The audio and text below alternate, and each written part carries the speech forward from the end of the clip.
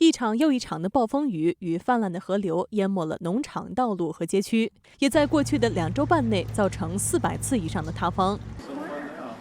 We have seen damage from down in Santa Barbara and Montecito all the way up north on the coast, in the valley, in the mountains. It has really hit us hard from one part of the state to the next. 在这3周内的降雨量，相当于平时正常情况下的年降雨量。Some estimates 22 to 25 trillion gallons of water have fallen over the course of the last 16, 17 days.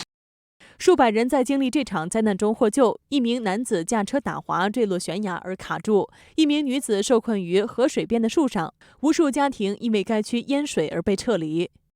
I've just been crossing fingers every night when I go to bed that I wake up and we don't have a tree down. It's really devastating. It just breaks my heart, and just the flooding, and it's almost unbelievable. 而在内华达山脉，则是受到了大雪的侵袭，目前已经有90公分厚的积雪，预计将会再有60到80公分厚的降雪。新唐人记者韩耀峰综合报道。